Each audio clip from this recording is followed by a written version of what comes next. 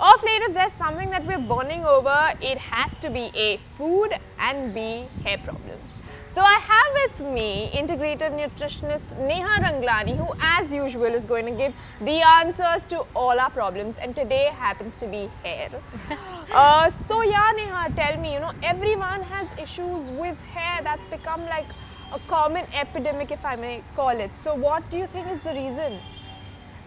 So, if I may just sum it up and kind of put it all in one summary, hair is, we all know, is not necessary for survival, right? It's a beauty aspect of our being. Of course, it just adds to the entire charm and persona, but it's not something we cannot do without. Our body understands this really well.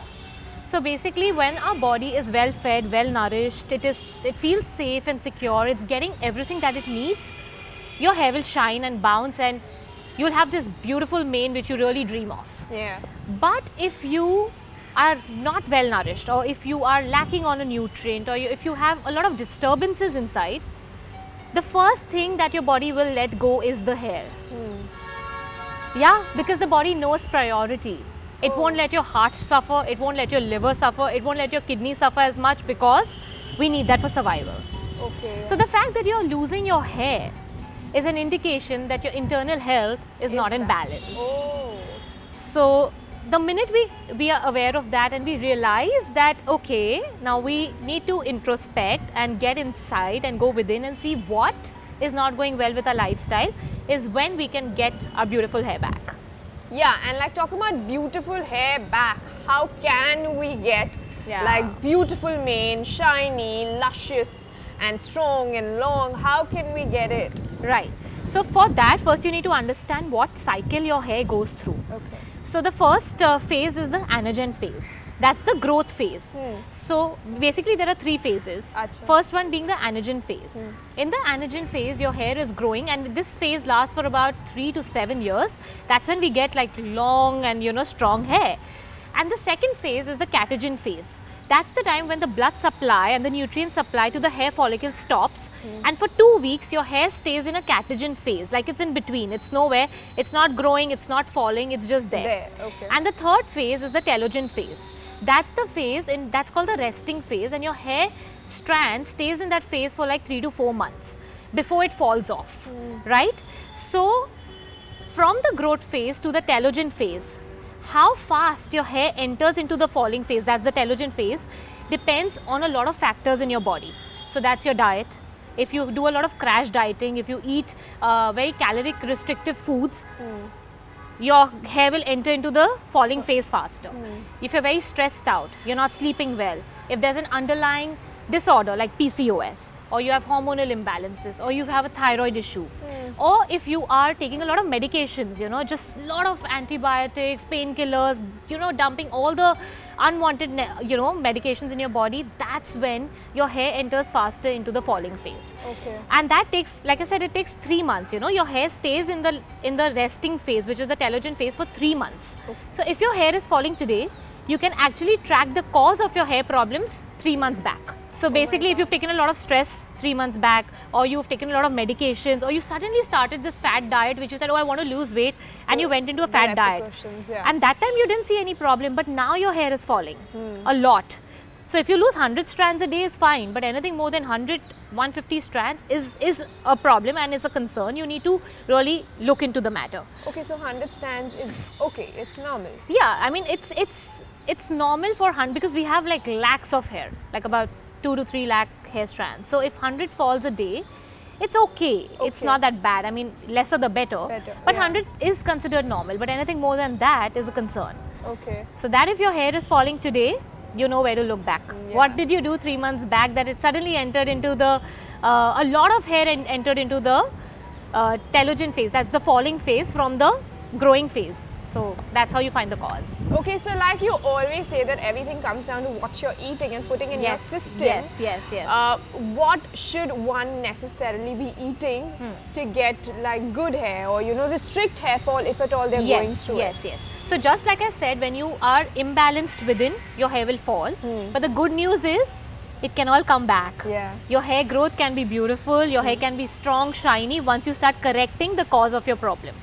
So when you say what we should eat for hair growth, we all know that hair is made up of protein, right? So it's a protein called keratin.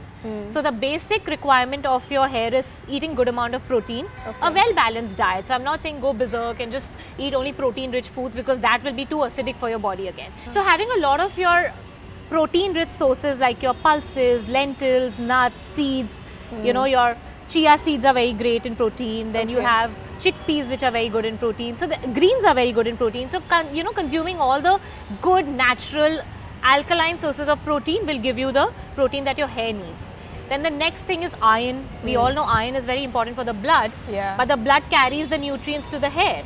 So we need iron, and iron is important for hair strength and hair growth. So eating a lot of iron rich foods like, you know, garden cress seeds are great in iron. Again, your greens, your dry fruits, your nuts, seeds are great in iron. Omega-3 fatty acids from your flax seeds, walnuts, they really help the hair follicle to get stronger and better. And also vitamin C, other nutrients like zinc, you know, all of this in a balanced way is very important for your hair follicle to get stronger, be nourished, and keep the hair longer in the growth phase and not push it to the falling phase. Okay, and you know, okay, this is all about food. So apart from food, if there is something that we need to undertake, any major steps, then what would they be? Yeah, so I think we need to be aware of our stress levels, because that is something that really damages our hair. And why is that? Because the minute we are overly or chronically stressed, our digestive system shuts down. It stops the absorption of nutrients. It makes the blood more acidic. The cortisol in the blood is very corrosive for the hair follicles. So all of that again damages the hair follicles and pushes it to the falling phase. So, you know, being very aware of how stressed out you are, and you know, are you like really letting the stress get even of you, or you're just, you know, your stress is like, you know, wrecking your life. You need to be aware of that and do a lot of calming practices like yoga, breathing, meditation, you know, just being, not being too harsh on yourself.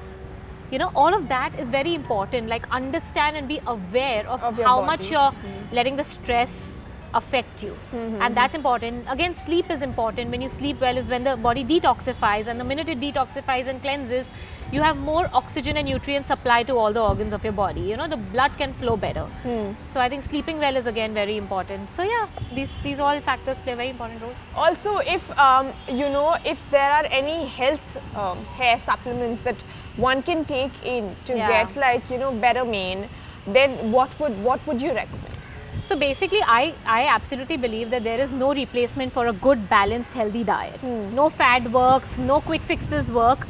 But if you feel that, you know, you have a very busy lifestyle and you just can't, you know, keep up with your diet, and you just can't eat everything, you know, in one day, then you could start supplementing your diet with omega-3, especially if you're a vegan or a vegetarian and you don't get the omega-3 if you don't eat fish.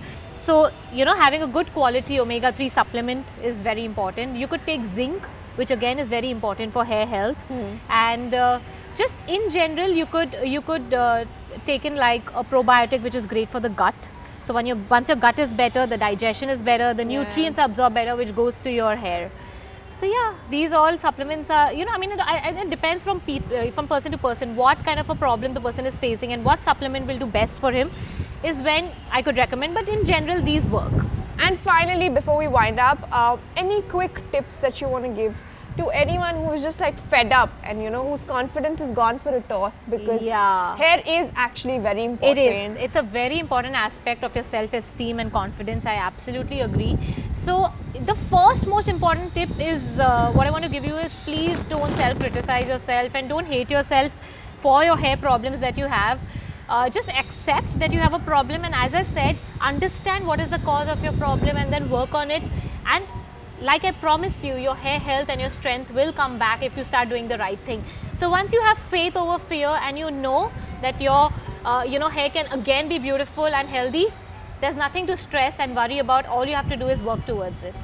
So thank you so much, Neha. Thank you, Avantika. It was lovely talking to you. Same here. Guys, if you all have any more questions related to hair, please drop down in the comment section below, and I'm sure Neha is going to respond to them.